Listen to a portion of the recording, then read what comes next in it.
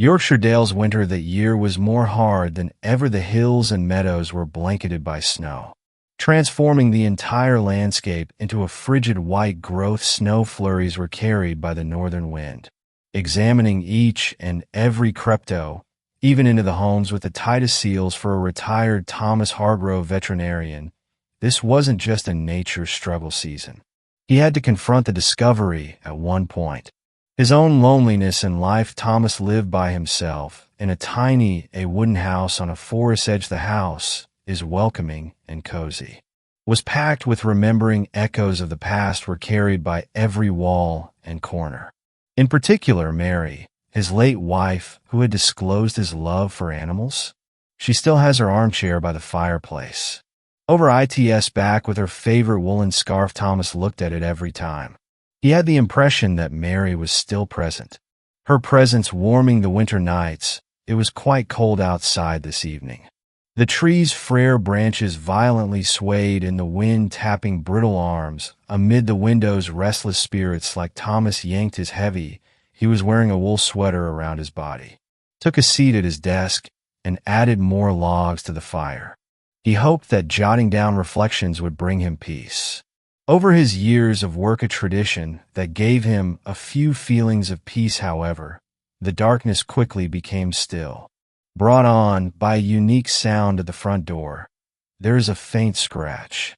A soft whimper accompanied. Thomas craned, raising his head to pay close attention. Was it the wind? This was not the same. This was a living creature's sound. He grabbed his flashlight and rose to his feet, and made his way to the door cautiously. The moment the door broke open, an icy wind gust rushed in, a blade cutting through him. He swept his flashlight beam across the snow, a covered yard, and his breath caught when he saw what it showed. It was a pleasure to stand in the middle of the snowy expanse. Mother Wolf's damp and matted silver gray for a single foreleg under her weight. She was visibly injured and trembling. Her 3 tiny wolf pups huddled up close behind her, large eyes with a mixture of fear and desperation. They stared at Thomas. Thomas stood frozen in shock for a moment. In this region of the nation, wolves were a rare sight, and the thought of one visiting his door almost seemed impossible. But it was not a sight to behold. That stunned him. The mother wolf's gaze was the focal point. No wild aggression occurred, and no outrageous ferocity. Instead, she carried a pleading softness in her gait, like she was pleading with him for assistance. Thomas hesitated. He was urged to close the door by his rational mind and avoid participation. Wolves were untamed animals, inaccurate and perhaps hazardous. However, another aspect of him, the area shaped by decades of animal caring, I was unable to ignore their light. Uncontrollably, the pups were shivering, their small body rising from exhaustion. Dear Lord, Thomas murmured in his own words.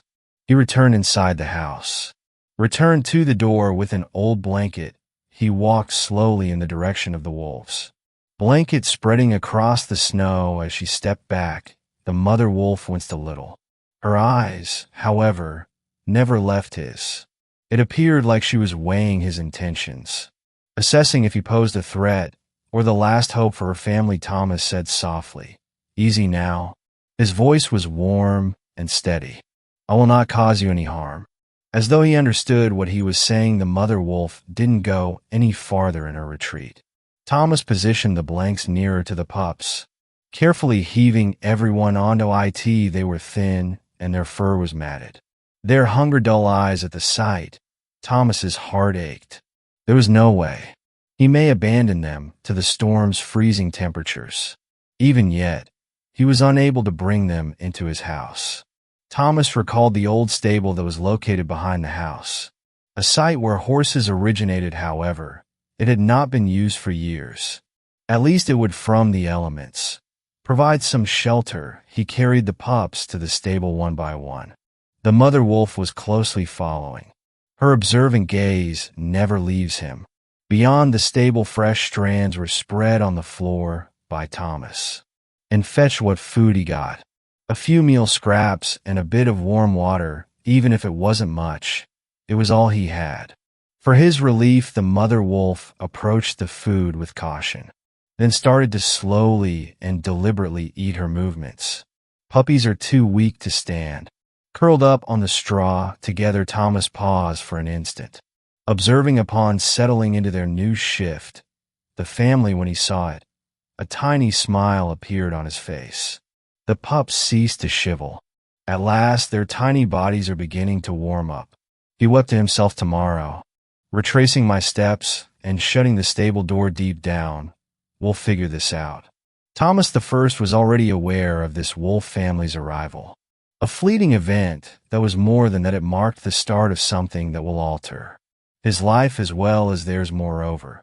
Perhaps even the quiet village he would always call home. The sky over Yorkshire dales in the morning stayed gray the following day, and the snow kept falling thickly, applying another layer to the landscape that has blanketed out earlier than usual. Thomas Hargrove woke up, his sleep broken and restless by wolf family images near the shed of livestock, the weak and the mother wolf's pleading eyes. His mind was weighed down by trembling puppies. After tea is boiling in a pot of water, putting on his bulky coat, Thomas stepped outside.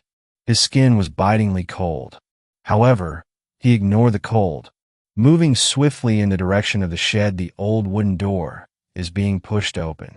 He showed a scene within in a nest of straw, the mother wolf curled up tightly. Beyond her, with 3 pups nestled, the sound of their sleep has diminished. Probably with the help of the shed's shelter outside. In the bitter cold greetings, Thomas whispered, as though welcoming an unexpected visitor. Her head was raised by the mother wolf. However, a cautious apprehension lingered in her eyes. Thomas entered the building and placed a food tray down. Meat left over from dinner last night, another dish with milk, and a bowl of warm water. He was uncertain whether wolves drank milk. However, he believed it was worth a shot. The wolf's mother hesitated, leaning toward the tray and giving him a wary eye for a moment. She sniffed at the food.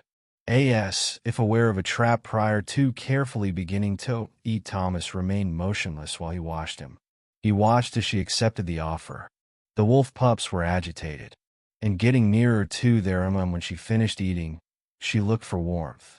Near the tray, Thomas sat, keeping a respectful distance to keep her from becoming alarmed. He attempted to examine her injured leg more closely. The injury seemed serious. Crusted dry blood around a swollen area. It appeared to have been caught in a steel object. A silent anger simmered inside of him. Throughout the years, too many animals have been injured by hunting traps, in his opinion.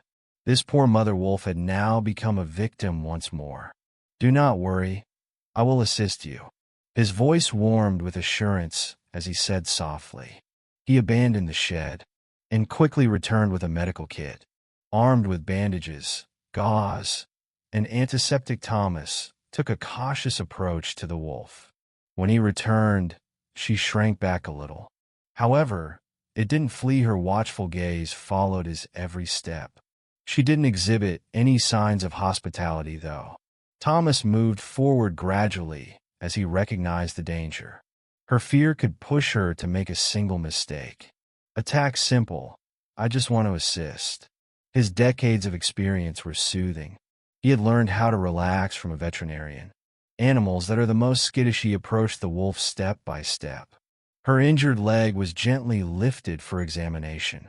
The wolf growled lowly. However, it was deemed not a threat. Thomas observed mild signals of infection had started to emit from the wound. He said, I'm laughing. This must be cleaned up right away. Carefully and precisely, he used antiseptic to clean the wound. His movements are delicate yet elegant. At the sight of the sting, the mother wolf winced. But perhaps he saw his intentions and didn't lash out. After the course of treatment was finished, in order to give her space, Thomas retreated. He sat quietly in one of the shed's corners, observing the tiny family. Now the wolf pups were arising, overcoming their mother, and playfully nipping each other's ears. Thomas's face lit up as he saw it. At that moment, he became aware of something discovered. The wolf family was more than just a bunch of intruders. However, Vulnerable creatures are fighting for their lives. Thomas thought of Mary. His late wife had a strong affection for animals. Whenever a creature was saved, she would assert that all living things have a purpose. Our purpose is to assist them on their journey. Her words reverberated in his head. An important note quietly. He committed to protecting this wolf family. Regardless of the course of events in the days that followed, Thomas provided for the wolves. As if they were respected visitors, he brought the shed some food, examined the mother wolf's wound on a regular basis, and devoted time to viewing them. With every day that goes on, there seemed to be an increase in the mother wolf's trust in him. When he approached, she stopped growing. She even gave him permission to touch the puppies. The trio of wolf pups turned out to be an unexpected the origin of Thomas's joy. They were naughty, tumbling and climbing near the shed, looking curiously at his boots. On occasion, Luna, the boldest and most daring, I asked the name he gave them. The smallest but fastest, Frosting, and the youngest, Snow. Rarely did they leave their mother's side. However, deep down, Thomas was aware that this happiness would not last indefinitely. The wolves weren't a part of the human world.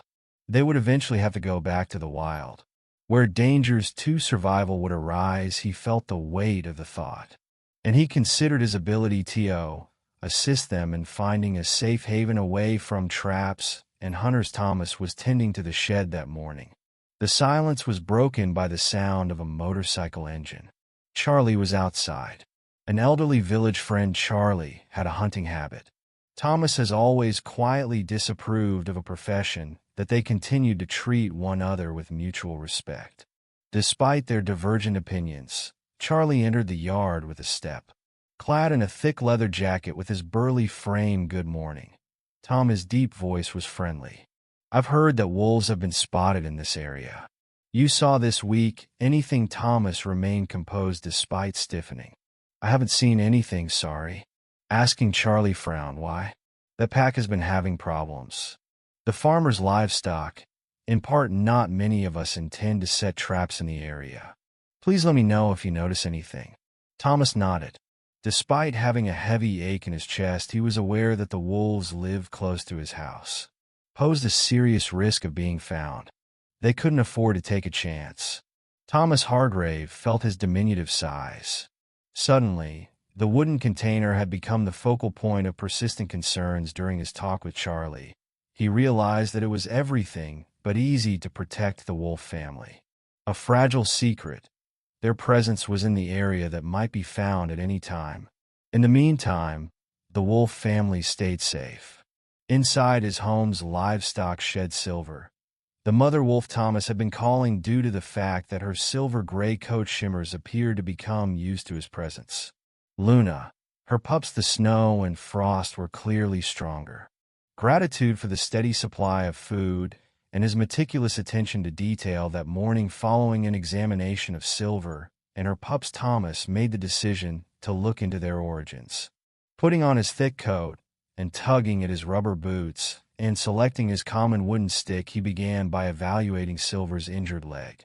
In the manner in which they had looked for refuge in his house, he thought they hadn't traveled that far.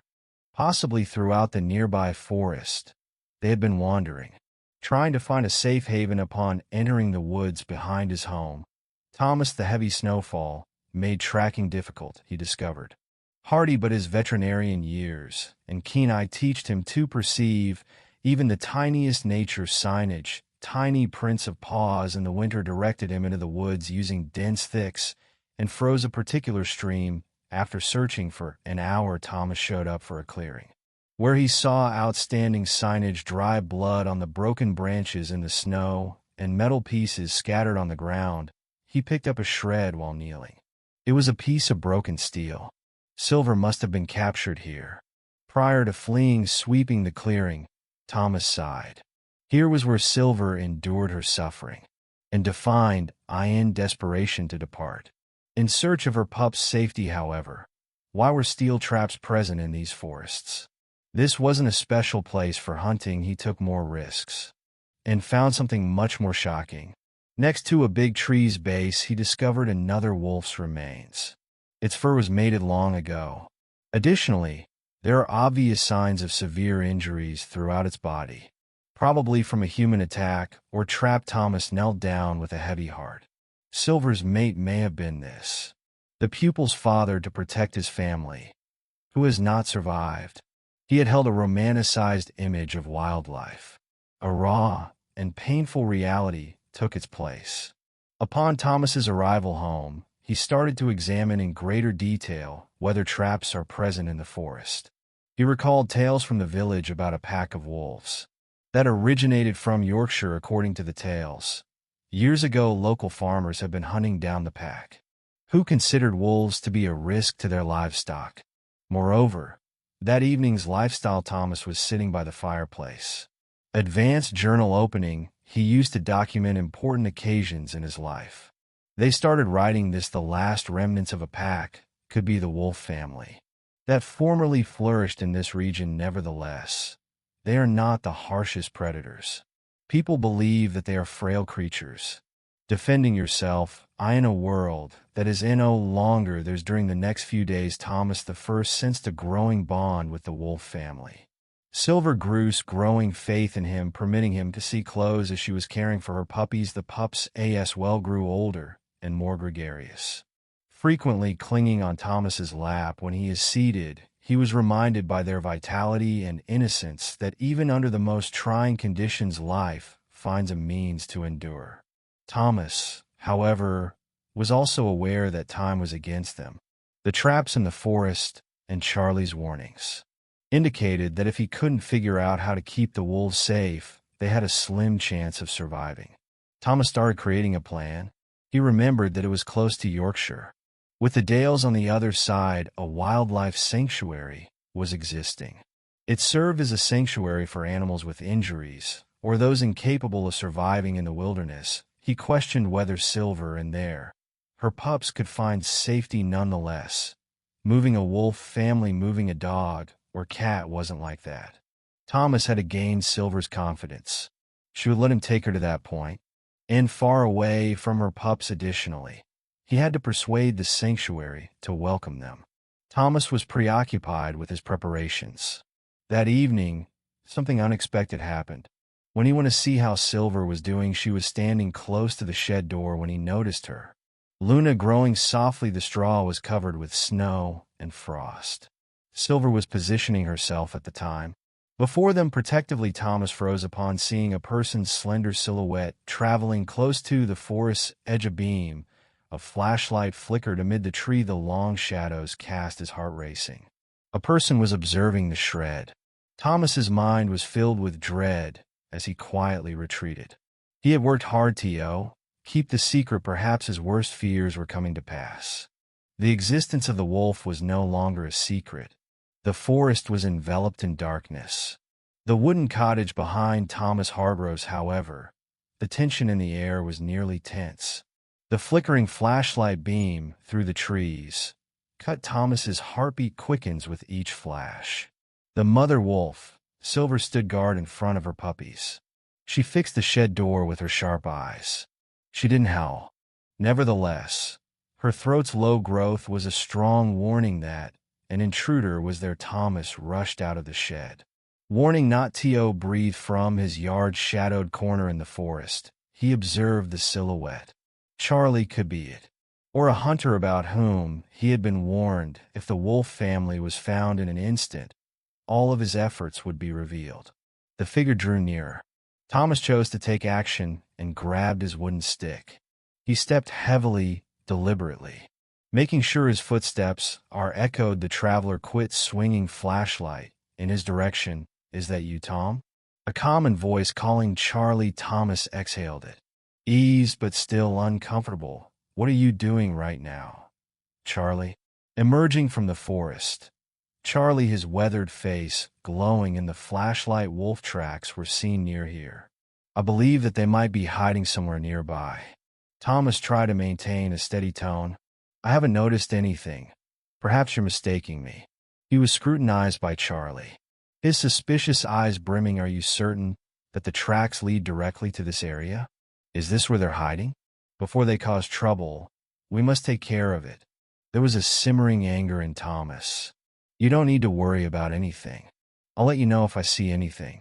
Charlie nodded, but before departing, had a quick look around the shed. Hopefully, but if I discover otherwise, I'm not going to hesitate. Thomas remained motionless until the lights came on, vanished into the forest. A return to the shed. Silver was still on high alert when he found it. Her eyes were locked on and twitching. The door as if the risk was still present. Thomas sat in his kitchen the next morning. In his hands, he spins his untouchable teacup.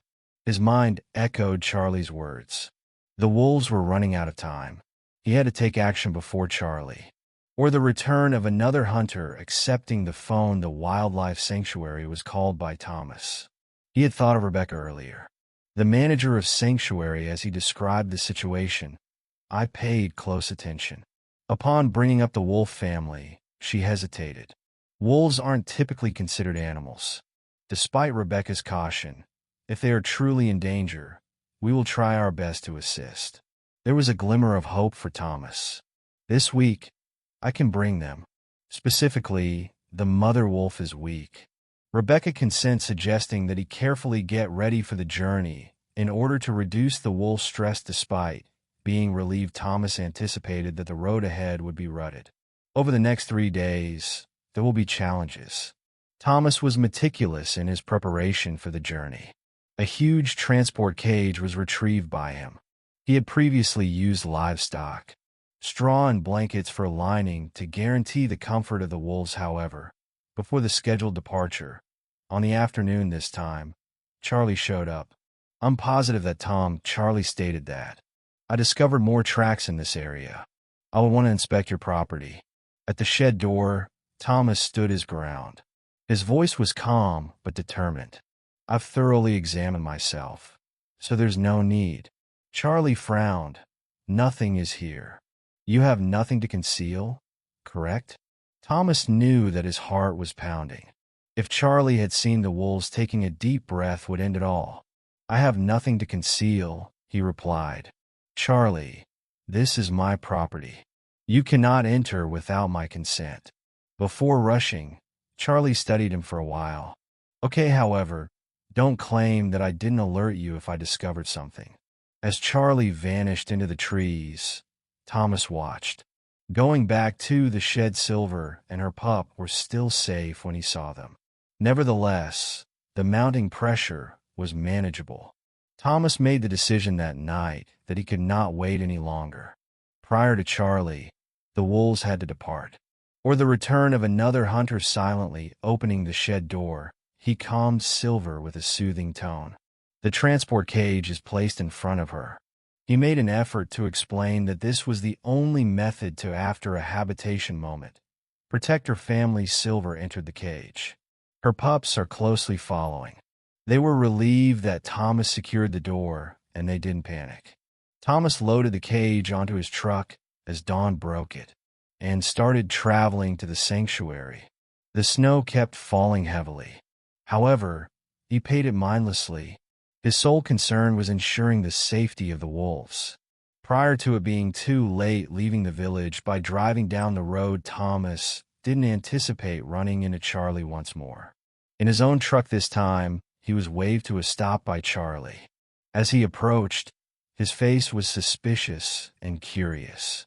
Early, where are you going? With his eyes darting toward the truck, Charlie asked. A calm tone was forced by bed. Thomas, the first have some animals that are injured. Advancement of the vet. Charlie's eyes lingered on the rear cage. His expression is unintelligible. Thomas knew this was a pivotal moment because of what was in there. With a slight smile, he replied, "A few critters injured. There is nothing unusual." An eyebrow was raised by Charlie. However, they eventually retreated. Okay, be careful.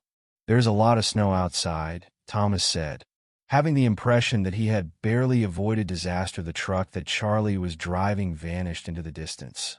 Thomas pressed forward after taking a deep breath. Chosen to view his purpose through, seldom did the sun peak beyond the horizon.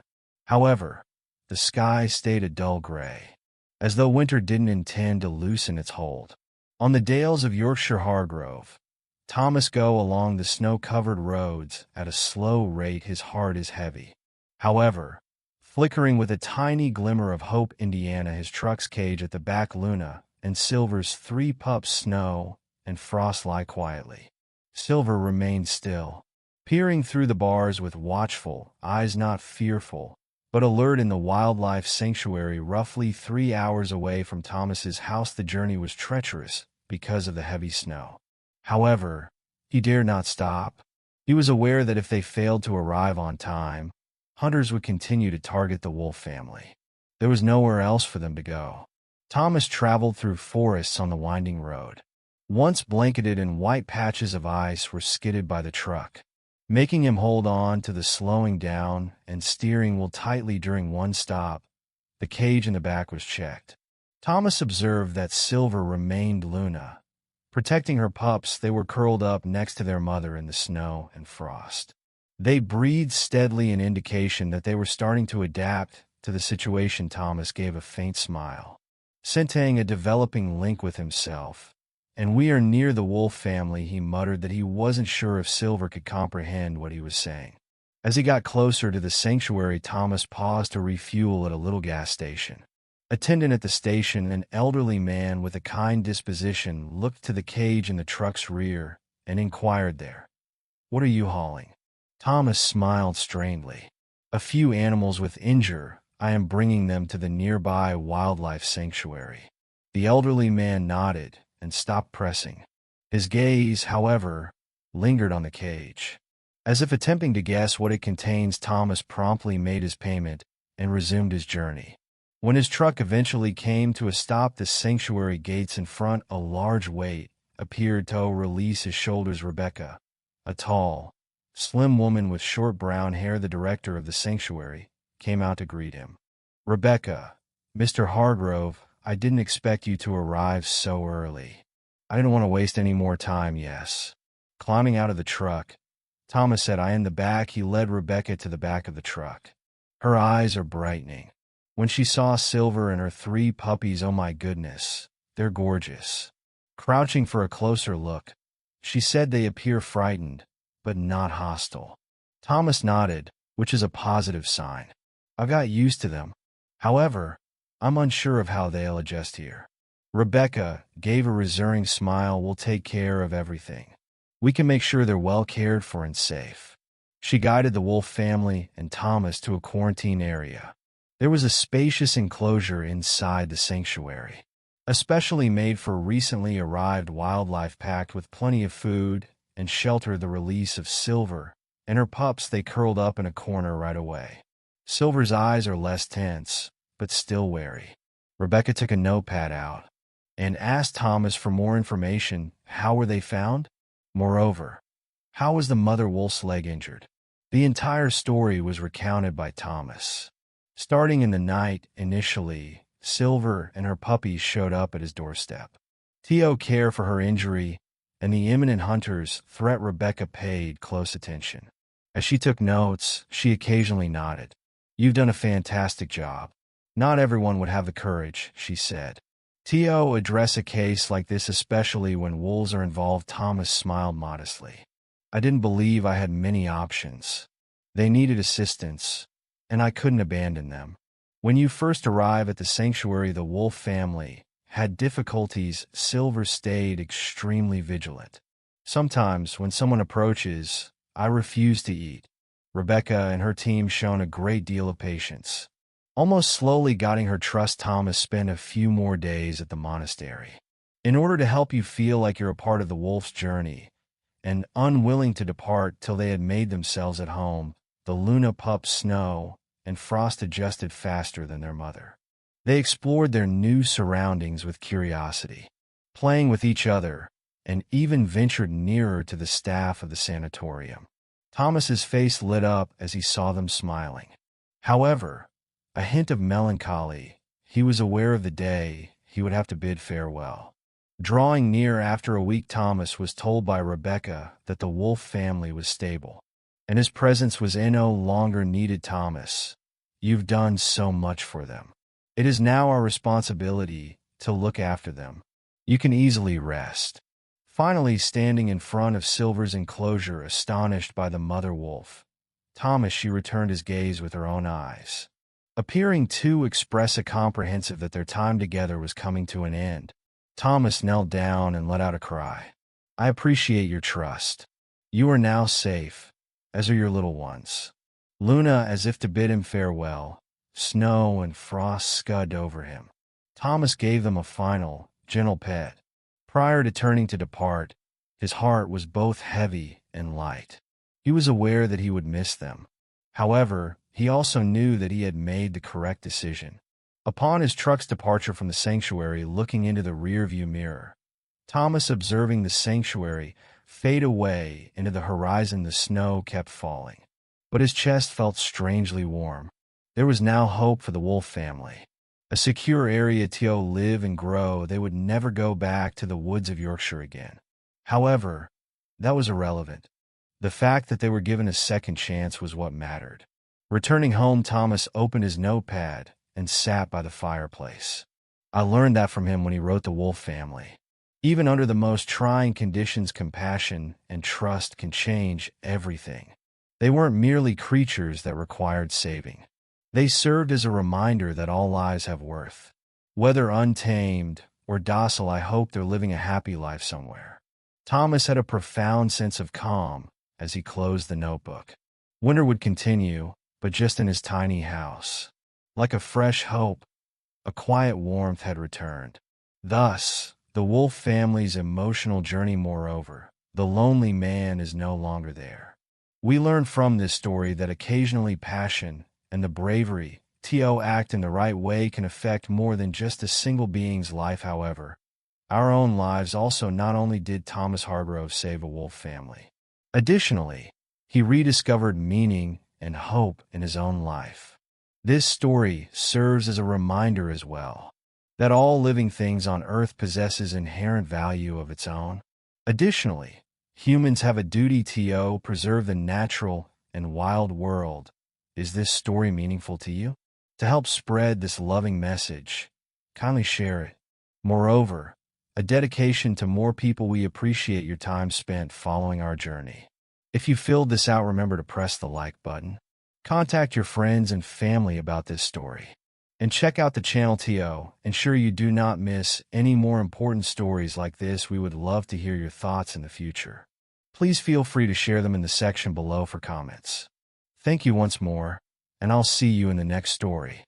A place where hope and kindness will always light the path. Greetings from a story full of adventure and emotions, where the wild and humanity connect in the most unpredictable way. I want to share with you today a story of a magical meeting, a select man in the wintry Yorkshire Dales. Additionally, a lost wolf family knocks on his door.